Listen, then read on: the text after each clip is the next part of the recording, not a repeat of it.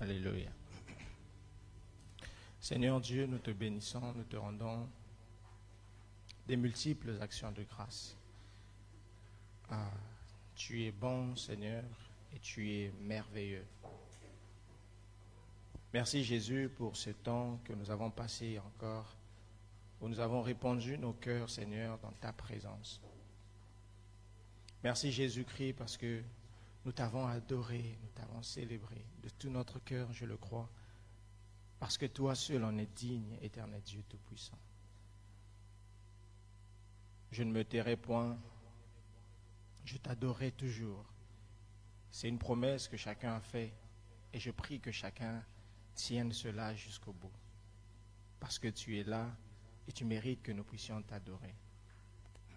Alors que nous voici devant ta parole, nous voulons écouter ce que tu as prévu pour nous en ce jour.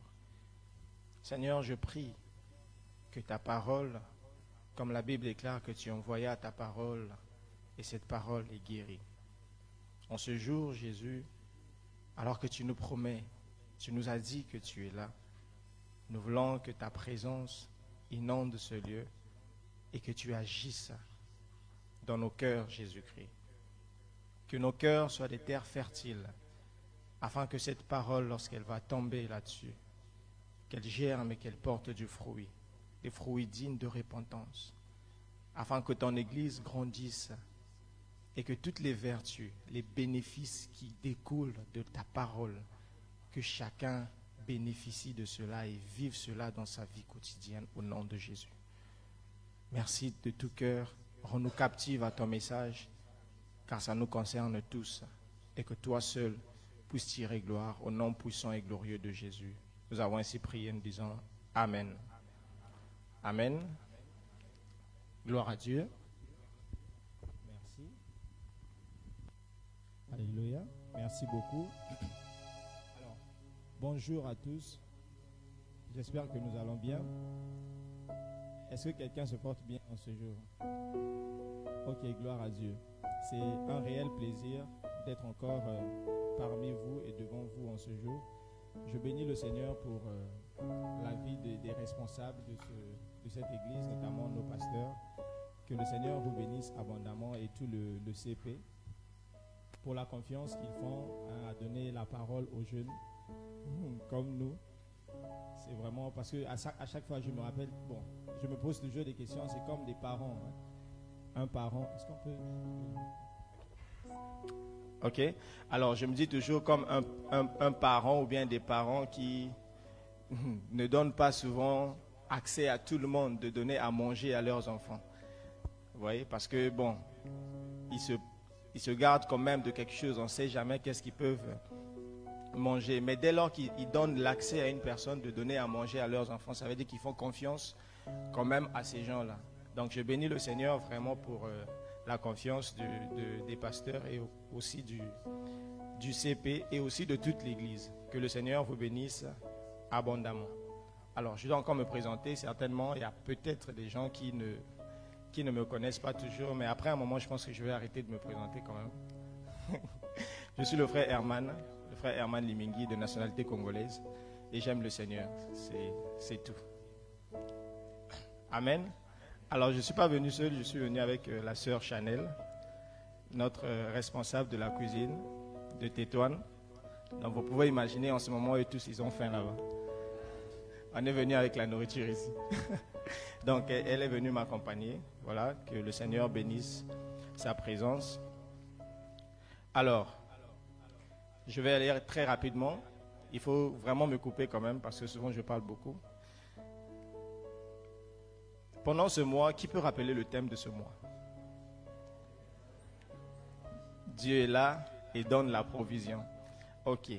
Alors, à chaque fois quand je réfléchis, j'aime toujours le rappeler, peut-être parce qu'on oublie souvent. Et c'est très important de rappeler ces genres de thèmes afin que l'on puisse, pendant tout ce mois, nous rappeler toujours de cela. Et avec le CP cette année, on a essayé un peu de mettre la différence par rapport aux années dernières. Vous allez remarquer que dans les thèmes du mois, il n'y avait pas de texte. et on a mis des textes bibliques afin de situer en tout cas chacun, pour que lorsque on médite sur le thème, il y a des textes, des références qui nous permettent de retenir et de maîtriser vraiment de quoi il s'agit. Dieu est là et il donne la provision. Donc je nous conseille en passant de vraiment méditer sur les textes en dessous de chaque thème. Alors en ce jour, le thème que le Seigneur m'a mis à cœur de nous partager tous, c'est que l'Éternel agit. L'Éternel agit. L'Éternel, il est celui qui agit. Nous allons lire deux textes. Daniel chapitre 3, versets 23 à 25. C'est un chapitre qu'on va vraiment ausculter en ce jour. Daniel chapitre 3, versets 23 à 25. Et ensuite, nous lirons 1 Corinthiens chapitre 10, le verset 13. Daniel chapitre 3, versets 23 à 25. 1 Corinthiens chapitre 10, le verset 13. Ok, je lis au nom du Seigneur. Daniel chapitre 3, verset 23. Ok. Alors le roi Nebuchadnezzar fut effrayé et se précipita. Il prit la parole et dit à ses conseillers: N'avons-nous pas jeté au milieu du feu 3 hommes liés? Ils répondirent au roi: Certainement, ô roi. Verset 25. Il reprit et dit: Eh bien, je vois 4 hommes sans lien qui marchent au milieu du feu et qui n'ont point de mal. Et la figure du 4e ressemble à celle d'un fils de Dieu. Amen. On y reviendra. Et 1 Corinthiens chapitre 10, verset 13. 1 Corinthiens chapitre 10, le verset 13. La Bible déclare: Aucune tentation ne vous est survenue qui n'ait été humaine. Je mets l'accent du fait que ici tentation ne signifie pas tentation comme on le pense, mais ici tentation a le sens de l'épreuve. Amen. Aucune épreuve, donc aucune tentation ne vous est survenue qui n'ait été humaine. Et Dieu qui est fidèle ne permettra pas que vous soyez tentés au-delà de vos forces.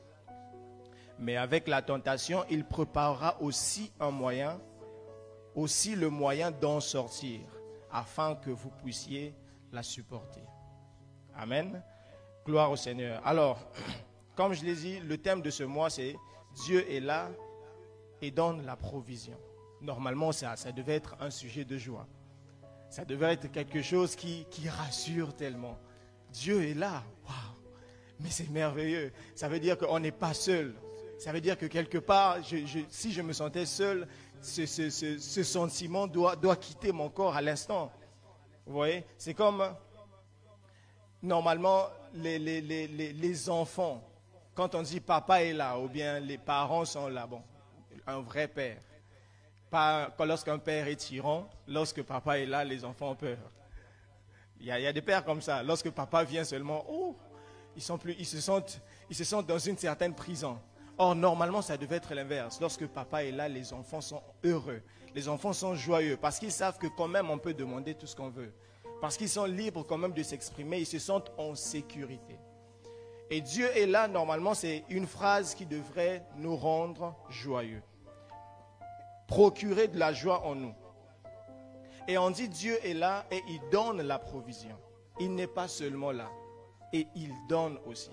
Il y a une partie de Dieu est là et il y a une partie de et donne la provision.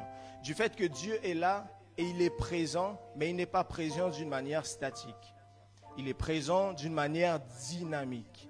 Il n'est pas juste présent juste comme ça. J'aimerais vraiment qu'on se fasse comprendre. Il est présent, mais d'une manière dynamique. Parce qu'une personne peut être présente sans agir, sans faire quoi que ce soit. Tout à l'heure, je suis venu, j'étais présent, j'étais là-bas. Tant qu'on ne m'a pas donné la parole, tant qu'on ne m'a pas dit de faire quoi que ce soit, je reste là. Et je ne fais rien du tout. Et c'est la même chose avec Dieu. Dieu, il est là, mais il donne la provision. Ça veut dire qu'il agit, il est dynamique. Et aussi, ce thème du mois de mai ne signifie pas que Dieu est maintenant là. Ça, on doit mettre l'accent sur ça aussi. Ça ne veut pas dire que Dieu est maintenant là. du genre que Dieu n'était pas là et désormais il est là. Ou bien, dans les mois passés, depuis qu'on a commencé la vision de l'année, Dieu n'était pas là et c'est en mai, boum. On nous dit, Dieu est là. Oh, il est venu. Vous voyez? Ça ne signifie pas ça du tout. Car Dieu a toujours été là. Mais le thème veut nous rappeler et nous réveiller, nous permettre d'être conscients que Dieu est là. Il était déjà là, il a toujours été là. Mais peut-être que quelque part, nous n'étions pas conscients de sa présence. Peut-être que quelque part, nous ne savions pas. Ou peut-être que nous savions, on nous rappelle tout simplement qu'il est là. C'est comme un enfant qui se lamente, il veut manger, il a tellement faim. Il y a son père qui est à ses côtés. Il a tellement faim, il est en train de pleurer, il est en train de se lamenter. Son père est à moins d'1 mètre de lui. Le problème est que l'enfant ne sait, non seulement il ne sait pas que celui qui est à côté de lui, c'est son père. Et deuxièmement, l'enfant est ignorant que celui qui est à côté de lui a la solution à son problème. Vous voyez? Et qu'est-ce qui va se passer? Il y a une personne qui viendra informer à l'enfant que, mais en réalité, ce que tu es en train de demander, je t'informe que celui qui est à ta gauche, c'est ton père. Et celui qui est à ta gauche, il a la solution à ton problème. Ce n'est pas lorsqu'on a informé à l'enfant que le père est maintenant là. Le père était là depuis. Mais c'est juste que l'enfant ne savait pas, il n'était pas conscient de la présence de son père. Et c'est la même chose. Dieu est là ne signifie pas qu'il est maintenant là. Il était déjà là. Il était toujours là. Mais le problème est que certainement, ou peut-être pour d'autres, ils avaient déjà conscience de ça. Mais pour certains, ils n'en avaient pas conscience. Dieu est là. Il a toujours été là et nous devons être conscients de sa présence. Amen. Gloire à Dieu.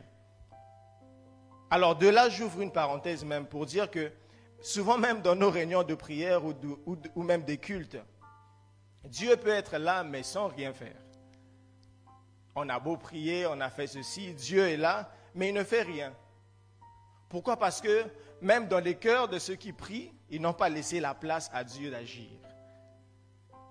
Dans les cœurs de ceux qui prient à gauche, à droite, côte à côte, ils ont des problèmes dans le cœur, les deux, en train de prier. Vous voyez? Ça fait que Dieu ne peut pas agir comme ça. Il est là, il vous regarde, tant qu'on ne lui a pas donné accès. Et Marie avait compris cela. Après le miracle, avant que Jésus ne fasse son premier miracle, les gens ont dit et tout, Jésus a même répondu avec une réponse très dure à sa mère, si c'était aujourd'hui. Il a dit, femme, qu'y a-t-il entre toi et moi? Mon heure n'est pas encore arrivée. Normalement, elle serait déçue. Elle rentrerait, elle tournerait le visage. Mais la Bible déclare qu'elle a dit aux disciples, faites tout ce qu'il vous dira. Le problème est que Jésus est là, il est à la fête. Il n'y a plus de vin, c'est fini. Tant que vous ne lui laissez pas la place qu'il faut, il ne fera rien du tout. Et Marie a compris cela. Il a dit, faites tout ce qu'il vous dira. C'est alors que Jésus a commencé à agir. C'est pour cela que dans les affaires de Dieu, c'est souvent, viens à moi. Dieu est là, mais toi, viens à moi. Venez à moi, vous tous qui êtes fatigués, chargés. Je suis là déjà. Ce n'est pas quand vous allez venir que je serai là. J'étais déjà là, c'est à vous de venir. Matthieu 11, 28. Il a dit que celui qui a soif vienne et qu'il boive. L'eau est là. L'eau a toujours été là. Mais c'est à toi de venir boire dans Jean 7. Et aussi, dans cette affaire de Dieu toujours, il dit que si tu crois, tu verras la gloire de Dieu. La gloire de Dieu est là. Mais c'est quand toi tu croiras que tu verras. Ça ne veut pas dire que c'est à ce moment que la gloire deviendra. La gloire a toujours été, mais c'est lorsque toi tu croiras que la gloire parviendra à toi. Mais ça a toujours existé. Est-ce qu'on se fait comprendre en ce jour? Dans Jean 11, verset 40, c'est ce qu'il a dit à l'une des sœurs de Lazare. Et c'est alors qu'on parle que Dieu est là et il se manifeste. Il n'est pas seulement là, mais il se manifeste. On le voit, on le sent. On sent la présence de Dieu. Et quand Dieu se manifeste, il y a un constat. Il y a forcément un constat. C'était une parenthèse que je ferme. Et dans l'ancienne alliance, la manifestation de Dieu, comme dans la nouvelle aussi d'ailleurs, la manifestation de Dieu était beaucoup plus physique et visible. Dans Exode chapitre 13, verset 21, la Bible déclare que l'Éternel allait devant eux, le jour comme une colonne de nuée, pour les guider dans leur chemin, et la nuit dans une colonne de feu, pour les éclairer, afin qu'ils marchassent jour et nuit. Dieu était avec eux, et il se manifestait par une colonne de nuée. En le voyant, on savait que Dieu est là. Il empêchait à ce qu'il leur guidait, il leur montrait le chemin. Il agissait en leur montrant le chemin. La nuit, il agissait en éclairant, afin qu'ils puissent marcher le jour comme la nuit. Et Dieu est là aussi ne signifie pas que les choses seront toujours faciles. Il y a des temps, les choses seront faciles, mais pas toujours. Mais ce qui est rassurant, que les choses seront toujours possibles. Parce qu'on doit faire cette différence. Sinon, on va entraîner une vague des gens qui penseront que venir à Dieu, tout sera facile. Il y a certaines choses qui seront faciles, rassurez-vous. Mais il y a certaines qui ne seront pas toujours faciles. Mais tout sera possible. C'est pour cela que Dieu dit que tout est possible à celui qui croit.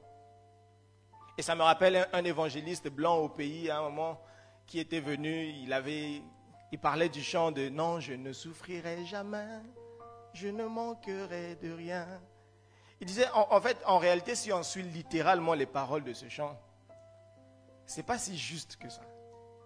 Je ne souffrirai jamais, je ne manquerai de rien.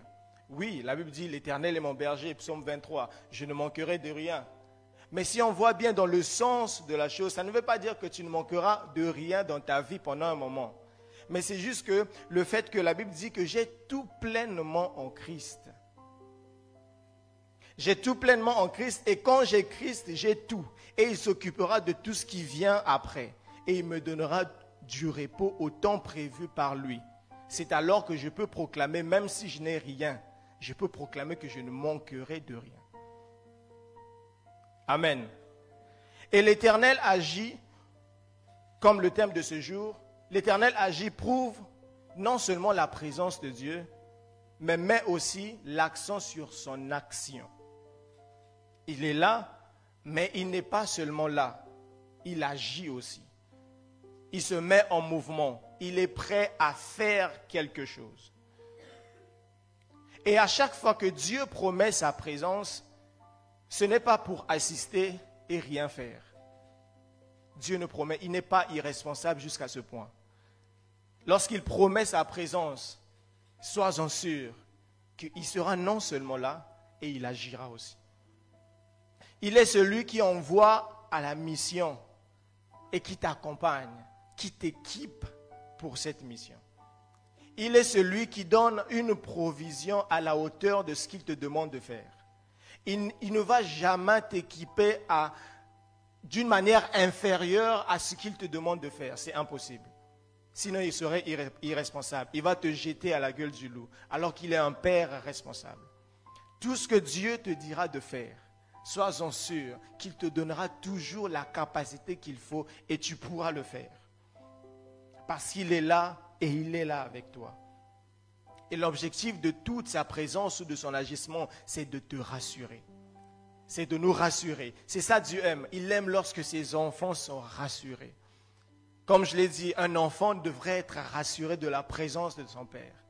Il sait qu'il est dans la chambre, il sait que tout ce qu'il est en train de faire, il ne va pas fournir certains efforts. Papa est là et je suis dans la joie.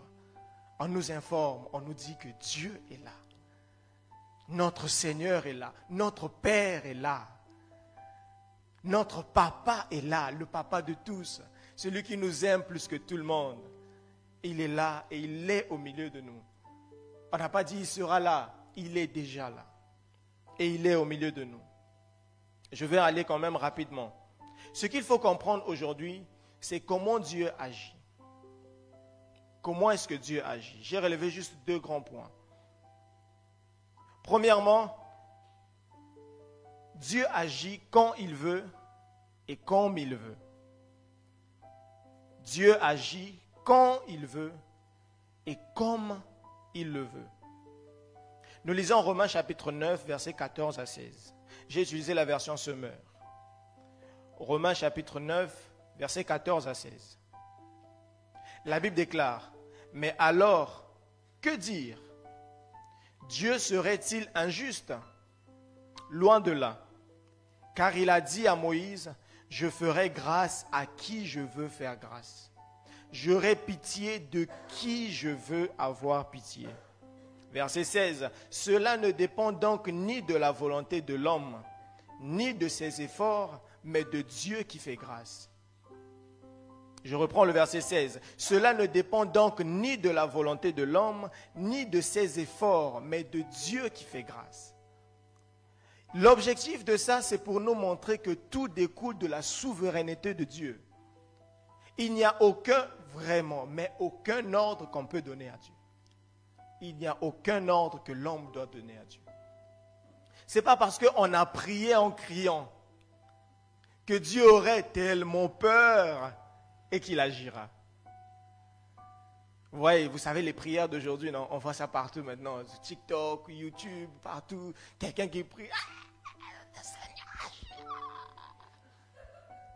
Dieu va tellement se dire, oh, j'ai peur, si je n'agis pas, c'est sûr qu'elle va me frapper. On ne donne pas d'ordre à Dieu. Il n'y a aucun ordre, aucune chose que Dieu peut faire dans ta vie par ordre, parce qu'il a peur de toi. Rien du tout. Et c'est pour cela que dans ce texte, on nous dit, cela ne dépend ni donc de la volonté de l'homme, ni de ses efforts. Ce n'est pas parce qu'on va multiplier des jeûnes, on va multiplier des efforts physiques pour attirer l'attention de Dieu. Ça ne dépend ni de toutes ces choses, mais de Dieu qui fait grâce. Ça dépend de lui seul. Ça découle de sa souveraineté. On ne donne pas d'ordre à Dieu comme je l'ai dit. Parce qu'on a crié, Dieu n'a de compte à rendre à personne. Il n'a de compte à rendre à personne. Mais sa souveraineté, dans sa liberté d'agir, il le fait avec amour. Il le fait avec envie. Et il est prêt à exaucer toutes nos prières qui cadrent avec sa volonté. C'est pour cela qu'il dit dans Jean chapitre 16, verset 24, la partie B, il dit « Demandez et vous recevrez, afin que votre joie soit parfaite. » Vous voyez? Il dit « Demandez et vous recevrez, afin que votre joie soit parfaite. » Mais n'oubliez pas, c'est la souveraineté de Dieu. Mais demandez, il a dit « Vous recevrez. » C'est moi qui vais vous le donner, parce que je vous aime. C'est moi qui vais vous le donner, parce que je sais que vous en avez besoin. Et même lorsqu'il dit « Demandez et vous recevrez », c'est parce que la demande que l'on va faire doit être celle que Dieu veut que nous puissions avoir. Parce qu'il doit avoir une volonté de Dieu. Sinon pas, même ce qu'on aura risque de ne pas être une bénédiction, quelque chose qui va nous faire du bien.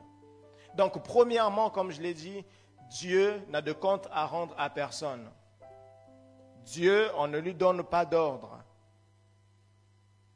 Dieu, il est celui qui agit quand il veut et comme il veut. Et deuxièmement, c'est que Dieu agit tôt ou tard.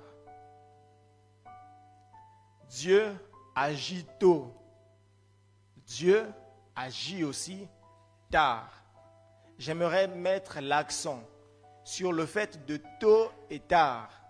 C'est dans notre vocabulaire. Tôt ou tard, c'est dans notre jargon.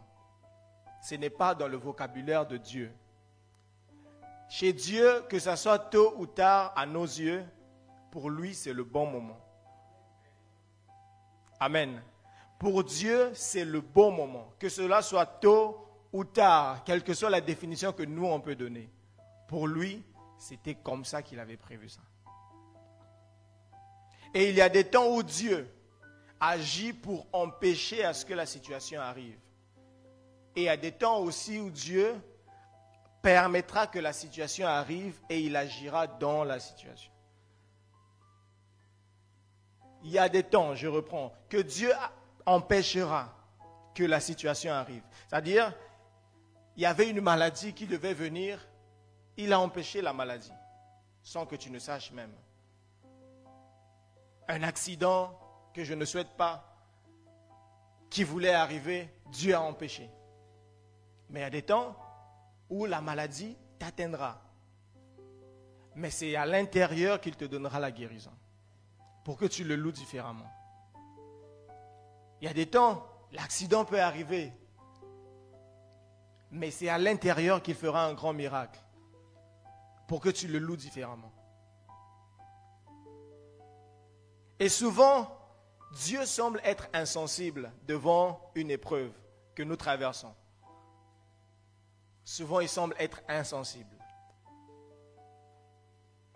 devant une épreuve que nous traversons jusqu'à ce qu'elle empire avant qu'il n'agisse.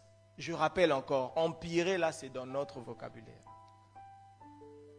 Quand on a dit la situation a empiré, c'est dans notre vocabulaire. Pour Dieu, c'était comme ça. Heureusement ou malheureusement, chacun prend comme il veut. Mais ce qui est sûr, c'est ce que Dieu avait prévu. Nous allons le lire. Daniel chapitre 3, on va commencer à partir du verset 13 jusqu'au verset 27.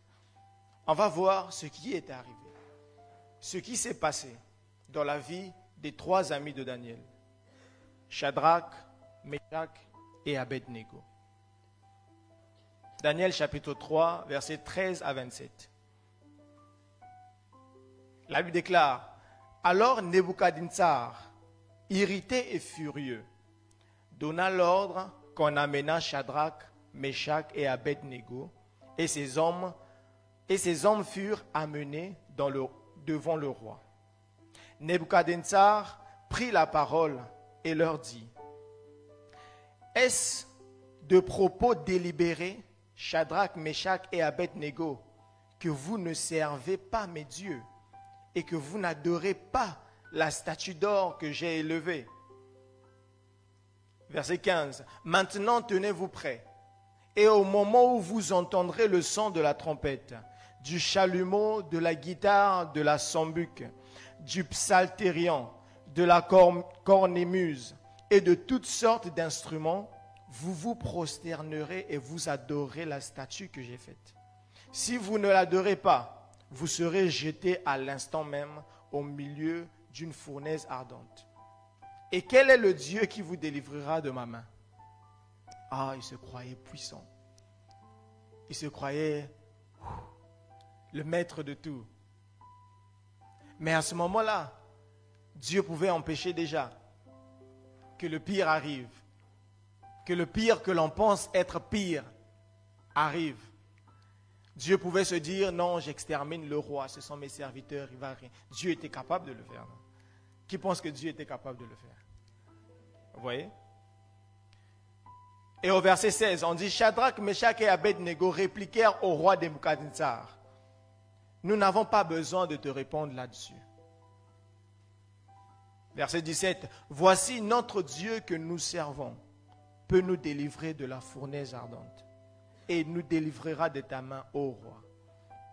Sinon sache, ô roi, que nous ne servirons pas tes dieux et que nous n'adorerons pas la statue d'or que tu as élevée.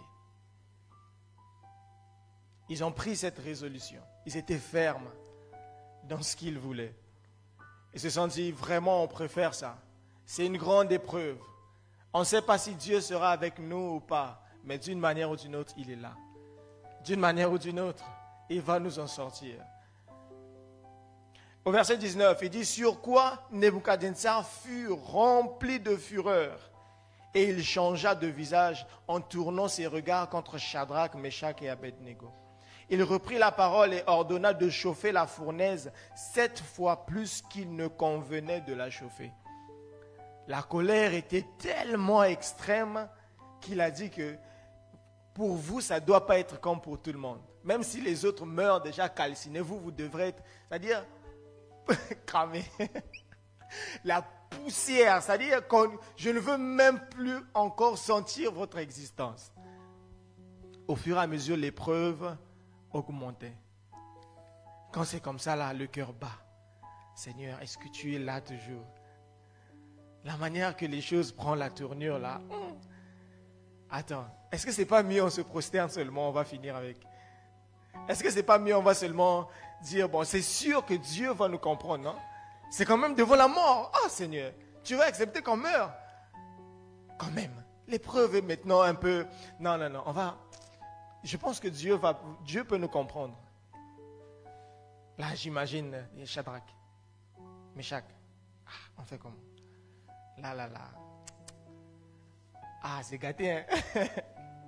Là, vraiment, bon, c'est pas grave. Je pense que Dieu va nous comprendre. Oh Seigneur, tu nous comprendras. On va le faire, Seigneur, mais tu restes notre Dieu.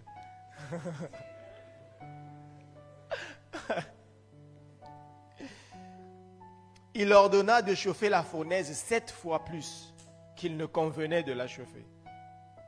Puis il commanda, verset 20, puis il commanda à quelques-uns des plus vigoureux soldats de son armée de lier Shadrach, Meshach et Abednego. C'est-à-dire, vous n'avez aucune issue. Personne ne va fuir. On n'a pas pris n'importe quel soldat, le plus vigoureux. Comme ça, il va vous saisir. Oh Seigneur. Et de les jeter dans la fournaise ardente. Verset 21. Ces hommes furent liés avec leurs caleçons, leurs tuniques, leurs manteaux et leurs autres vêtements et jetés au milieu de la fournaise ardente. Ce n'est pas pour rien que la Bible a cité ces éléments. C'est parce qu'ils savaient qu'à la fin, on retrouvera ces éléments. Et on les a jetés dans la fournaise ardente. Comme l'ordre du roi était sévère et que la fournaise était extraordinairement chauffée, la flamme tua les hommes qui avaient jeté Shadrach, Meshach et Abednego. Dieu a commencé à déjà agir depuis l'extérieur. Les grands soldats qui semblaient être de ceux qui vont saisir les hommes de Dieu jusqu'à les exterminer ont d'abord commencé eux-mêmes par être exterminés. Vous voyez? Et ils sont morts. La Bible dit que non, la flamme tua ces hommes qui avaient jeté Shadrach, Meshach et Abednego. Ils sont juste venus pour jeter, mais eux, ils sont morts. Verset 23. Et ces 3 hommes, Shadrach, Meshach et Abednego, tombèrent liés au milieu de la fournaise ardente. Alors le roi Nebuchadnezzar fut effrayé et se leva précipitamment. Il prit la parole. Donc, à l'instant que les a jetés, il prit la parole et il regarde. Il dit à ses conseillers, n'avons-nous pas jeté au milieu du feu 3 hommes liés? Ils répondirent au roi, certainement au roi, c'est sûr, on se rappelle tous, on a vu qu'ils étaient à 3. On a vu qu'on les a jetés, on a vu que vraiment ils devraient mourir. Il dit, mais eh bien, je vois 4 hommes, sans lien. Rappelez-vous, on avait dit qu'ils étaient liés lorsqu'on les jetait. Ils étaient sans lien désormais. Ils ont été libérés. Non seulement ça, qui marchent au milieu du feu. Ils étaient en pleine épreuve. Dieu était là avec eux. Là où ils devraient pleurer, là où ils devaient se lamenter, ils devaient peut-être se donner la mort, ils étaient là en train de marcher. Ils étaient en train de marcher. Avec une grave assurance. Et qui n'ont point de mal. Et la figure du 4e ressemble à celle d'un fils de Dieu. La présence de Dieu était là. Verset 26. Ensuite, Nebuchadnezzar s'approcha de l'entrée de la fournaise ardente. Et prenant la parole, il dit, Shadrach, Meshach et Abednego, serviteurs du Dieu suprême. Il dit, sortez et venez. C'est pas pour vous ça. Il dit non, en fait, on s'est trompé. À tout le monde, ça donnait la mort. À tout le monde, ça les exterminait. Mais on se rend compte que vous n'êtes pas seuls. Ce n'est pas vous qui avez agi comme ça. Il y a un Dieu, le Dieu que vous servez, c'est lui. Il a dit, serviteur du Dieu suprême, sortez et venez. On n'avait plus besoin. Je me suis demandé même comment est-ce qu'ils sont sortis. On laisse seulement. Parce qu'il fallait les gens pour les jeter. C'était quand même peut-être profond, mais on ne sait pas. Et ils sont sortis intacts. Et Shadrach, Meshach et Abednego sortirent du milieu du feu. Verset 27. Les satrapes, les intendants, les gouverneurs et les conseillers du roi s'assemblèrent. Ils virent Eux tous, ils s'assemblèrent. Ils virent que le feu n'avait eu aucun pouvoir sur le corps de ces hommes, que les cheveux de leur tête n'avaient pas été brûlés, que leur caleçon n'était point endommagé, et que l'odeur du feu ne les avait pas atteints. Ils étaient intacts, comme si de rien n'était. L'épreuve est passée inaperçue. C'est-à-dire, j'imagine, papa et maman envoient Shadrach, Meshach, Abednego quelque part. Ils ont été jetés dans une fournaise ardente là-bas. Les parents ne savent pas. Et après quelques minutes ou bien quelques heures après, ils reviennent comme ceci. Ah maman, voilà l'huile que tu avais demandé, ça est là. Est-ce qu'elle peut imaginer que les trois là étaient dans une fournaise? Pourquoi? Parce que Dieu était avec eux. Et les épreuves dans la vie qui normalement devraient nous mener à une mort ou à une extrémité, je ne sais de quoi. Lorsque Dieu est là, on sortira de ces épreuves intactes au nom de Jésus. L'épreuve que tu traverses n'est pas une finalité, car l'Éternel est avec toi. L'Éternel est avec nous. Dieu n'est pas révolu, il est le même. Le Dieu qui a agi là, il est le même aujourd'hui.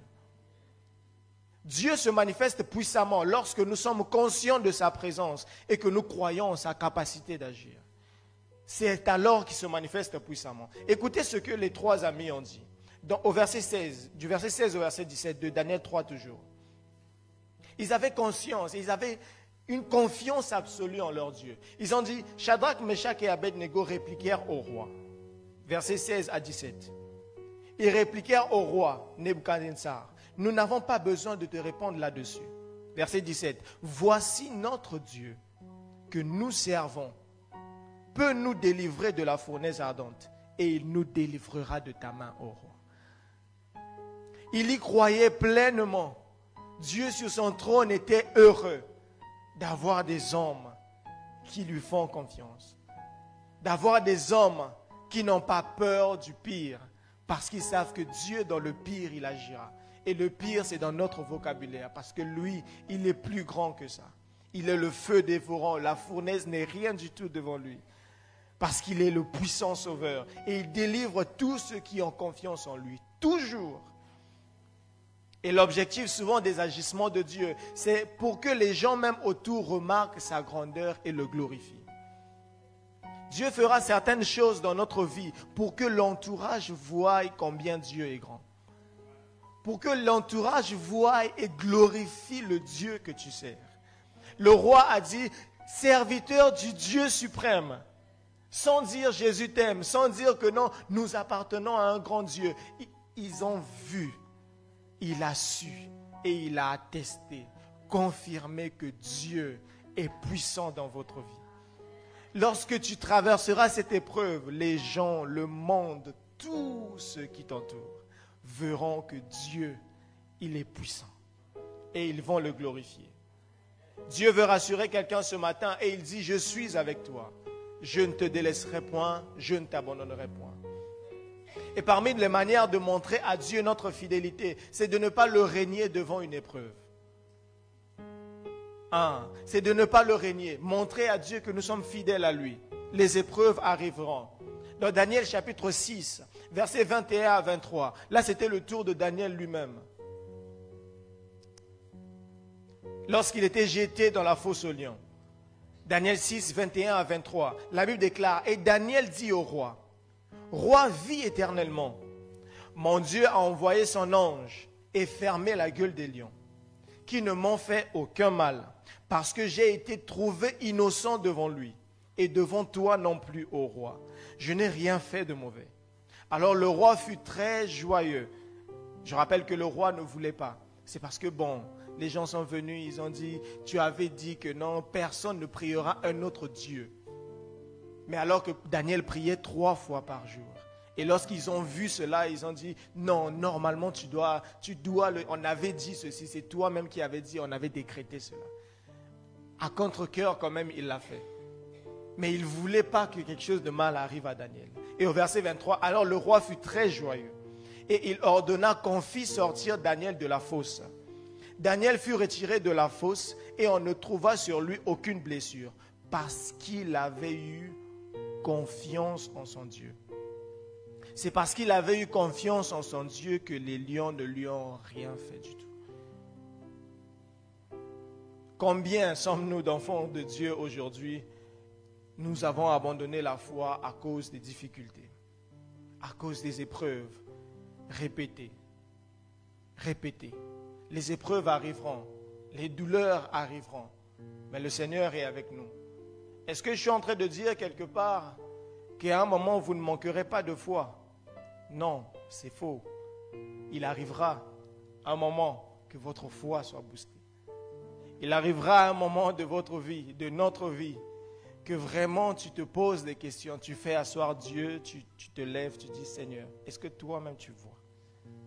Est-ce que ça te plaît? Je nous assure, je ne viens pas dire que non, il n'arrivera pas que la foi soit vacillée. Il arrivera. Je me rappelle, ça me rappelle à un moment, en août, au mois d'août de 2015, je venais à peine de recevoir le Seigneur Jésus dans ma vie. Vous voyez, je ne suis pas si vieux que ça dans les choses de Dieu. 2015 à peine, c'était hier. Non? Je venais à peine de recevoir le Seigneur au mois d'août 2015. Je pense que je suivais même les cours pour prendre le baptême, parce que chez nous, il faut prendre quand même, je pense ici aussi, il faut prendre quand même le temps de cours avant de se faire baptiser. Et après, mon père était tombé gravement malade. Très gravement malade. Je viens à peine de recevoir le Seigneur. Et il était hospitalisé au CHU de Brazzaville, pour ceux qui connaissent. Il est rentré à l'hôpital un dimanche. Et moi, généralement, l'hôpital, c'était un lieu que je n'aime pas trop. Quoi. Je n'aime pas voir les gens tristes. Et je n'y allais pas trop, même lorsqu'il y était et tout. Voilà, ce sont mes soeurs qui forçaient un tout petit peu. Il faut voir, c'est quand même ton père et tout. Ah, bon, il faut aller. Et lorsque j'étais parti, j'ai vu son état. J'ai directement pleuré. J'ai dit, waouh! Donc un homme peut devenir jusqu'à ce point-là. Il ne reconnaissait plus personne. Il n'arrivait même plus à sortir les mots de sa bouche. Il bavait de sa bouche. On lui mettait des couches.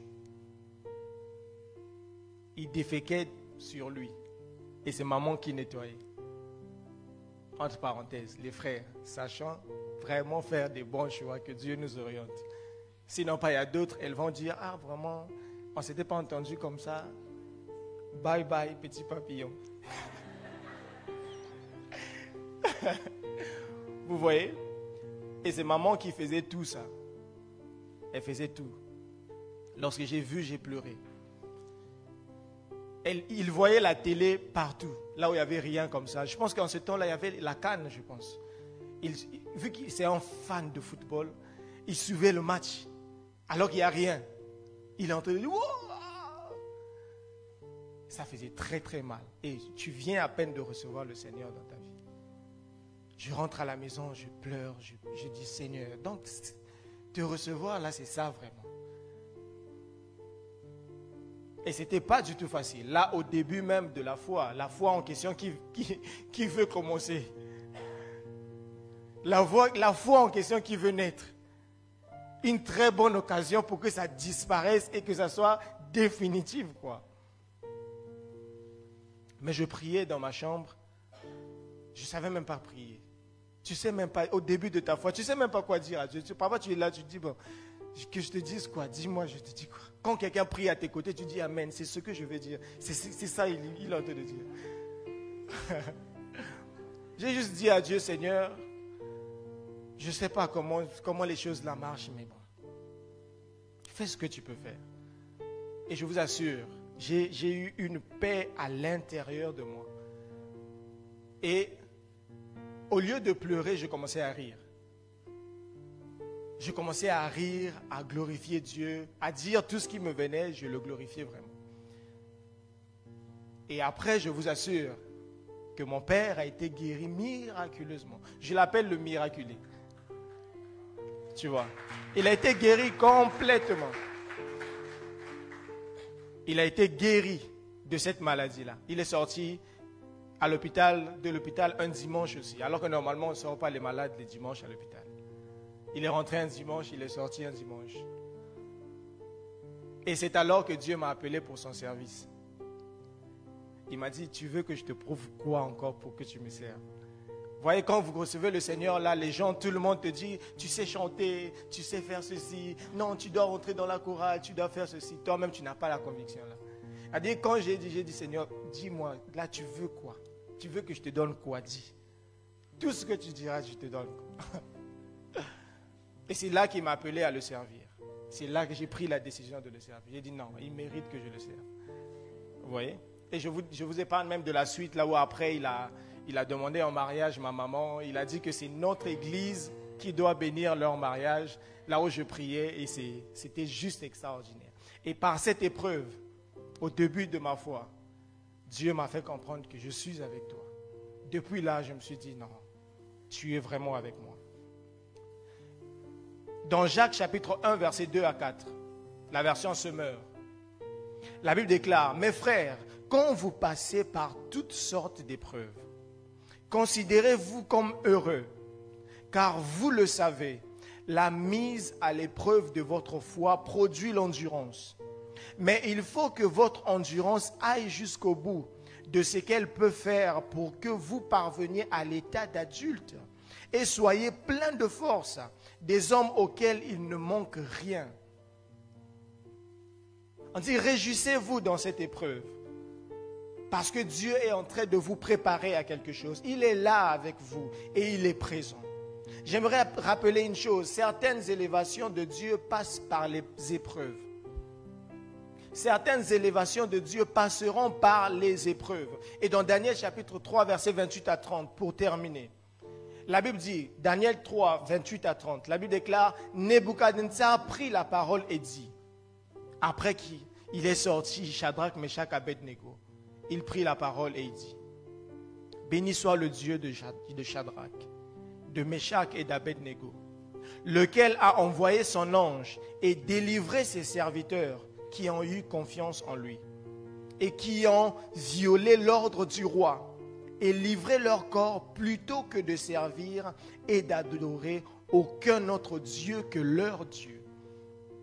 Verset 29. Voici maintenant l'ordre que je donne. Tout homme à quelque peuple, nation ou langue qu'il appartienne, qui parlera mal du Dieu de Shadrach, de Meshach et d'Abednego, sera mis en pièces. Et sa maison sera réduite à un tas d'immondices, parce qu'il n'y a aucun autre Dieu qui puisse délivrer comme lui. Au verset 30, après cela, le roi fit prospérer Shadrach, Meshach et Abednego dans la province de Babylone. Le roi les fit prospérer. Fin de l'histoire. Lorsque Dieu agit, c'est remarquable. Certaines élévations passeront forcément et souvent par les épreuves. On peut incliner nos têtes et on va prier.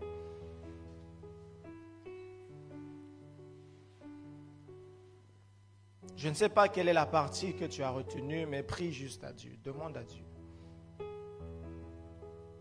Dis à Dieu, Seigneur, augmente encore ma foi et ma conscience de ta présence. Non seulement tu es là et tu agis aussi. Tu peux prier le Seigneur. Parle à ton Père, parle à lui. On a dit Dieu agit quand il veut et comme il veut. Ça demande juste que nous puissions lui faire confiance. Dieu agit tôt ou tard, alors que c'est dans notre jargon. Il agit au bon moment. Dis à Dieu, Seigneur, je vais encore plus te faire confiance. C'est quel problème, c'est quelle situation, c'est quelle chose là qui te fait douter de Dieu? C'est quel Goliath là? N'est pas le vocabulaire de tout Israël et même du roi Saül. Ne parle pas comme eux, car la défaite commence par le langage aussi. Dès lors que tu diras, quel est cet incirconcis qui ose défier le Dieu d'Israël, c'est alors que tu vaincras. C'est alors que tu auras conscience du Dieu qui est avec toi. Dieu est là et il te donne la provision. La provision de Dieu est là, mais tu dois la prendre et la saisir par ta foi.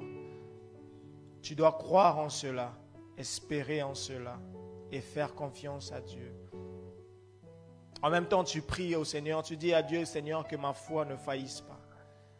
Les épreuves arriveront, oh oui, les épreuves arriveront.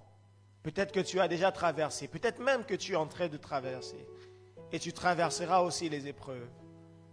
Mais tu dis à Dieu, Seigneur, même lorsque les épreuves arriveront, que je ne t'abandonne pas, que je ne te trahisse pas à cause du manque, que je n'aille pas loin de toi, que je n'aille pas me livrer à cause du manque d'argent, que je ne sois pas vulnérable et à la prise entre les mains du prédateur parce que je manque.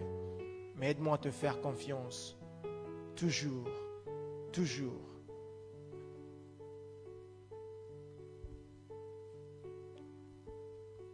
Toujours à te faire confiance, parce que tu es Dieu.